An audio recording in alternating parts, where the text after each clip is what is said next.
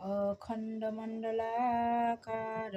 व्याप्तजेन चराचरं तत्पदं दर्शितं येन तस्मै श्रीगुरवे नमः।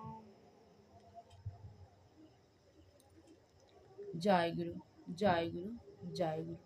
নিগম ঠাকুর শ্রী শ্রী নিগমানন্দদেব চ্যানেলের নিগম পরিবারের প্রত্যেক ভক্ত শিষ্যদের জানাই আমার সাদর সম্ভাষণ।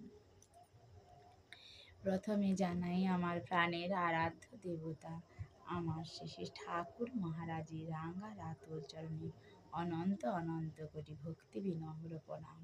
মাতা মা সুধাংশু বালার চরণে রইল আমার অনন্ত অনন্ত কোটি ভক্তি বিনম্র প্রণাম। সাধু সন্ন্যাসী অন্তেবাসী প্রত্যেকের চরণে রইল এই দিন রাশি যথাযোগ্য প্রণাম। আজ আমি তোমাদের সামনে পড়ব জ্ঞান ভিন্ন প্রেম লাভ অসম্ভব।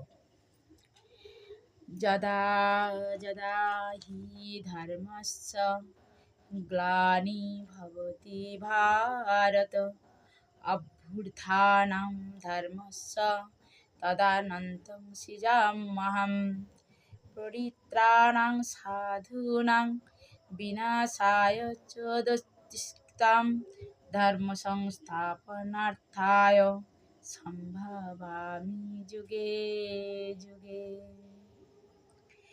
পৃথিবীতে যখন ধর্মের গ্লানি এবং অধর্মের প্রভাব বৃদ্ধি পায় তখনই ধর্ম সংস্থাপনের জন্য এবং সাধুদের রক্ষা করার জন্য শ্রী শ্রী ভগবান অবতার রূপে আবির্ভূত হন।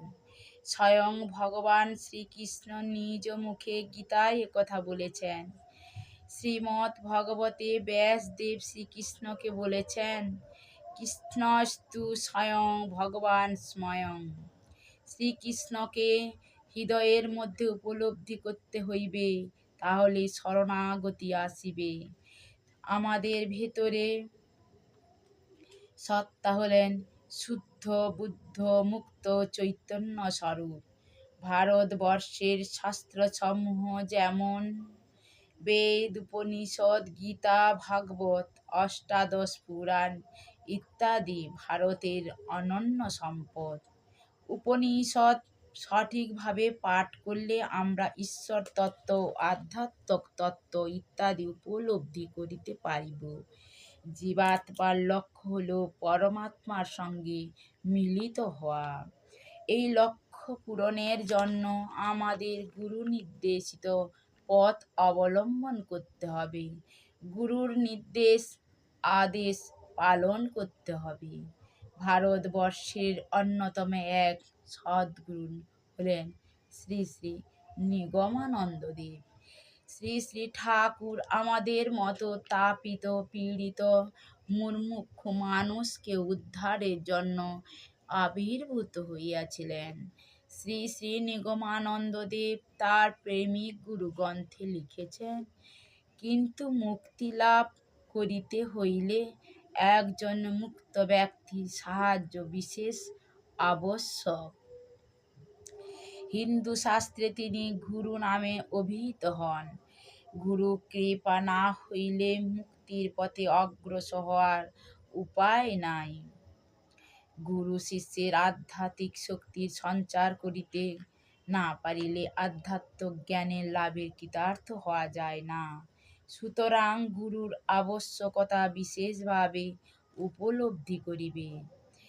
প্রশ্ন উপনিষদে গুরু ও শিষ্যের মধ্যে কিছু জিজ্ঞাসার ভিত্তিতে আলোচনা করা হইয়াছে।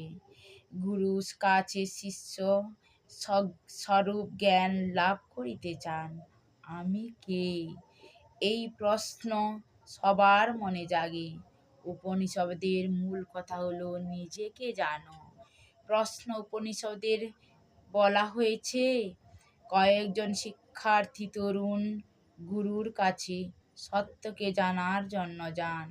গুরুর কাছে কিছু শিখতে গেলে শিক্ষার্থীকে সংযমী ও সত্যাদেশী হতে হবে। আর্য যুগে চতুর আশ্রম ছিল। তখন গুরুগৃহ থেকে শিক্ষার্থীরা পার গ্রহণ করতেন। প্রশ্ন উপনিষদের আচার্য ছিলেন গুরু পিপ্পলাদ। প্রশ্ন উপনিষদে বলা হয়েছে সত্যদ্রষ্টা আচার্য সূর্যের মতো। সূর্যকে যখন আমরা দেখি তখন কাউকে বলে দিতে হয় না যে এটা সূর্য। ঠিক সেরকম যখন সত্যদ্রষ্টা ব্যক্তির সাক্ষাৎ লাভ করি তখন তার চরিত্রকেই জানা যায় ও চেনা যায়। জয় গুরু, জয় গুরু, জয় গুরু। এই ছিল আমার আজকের বাণী পাঠ উপস্থাপনা। যদি ভালো লাগে প্রত্যেক দিনের ন্যায় লাইক, শেয়ার ও কমেন্ট করতে ভুলো না। তোমাদের একটা মিষ্টি কমেন্ট আমার মনে প্রাণে ঢেউ তুলবে, যা আমার গুরুদেবের পথে যেতে কোনো বাধা সৃষ্টি করবে না। জয় গুরু, জয় মা। তোমরা ভালো থেকো, সুস্থ থেকো, এই গুরুদেবের কাছে আমি কামনা করি। জয় গুরু।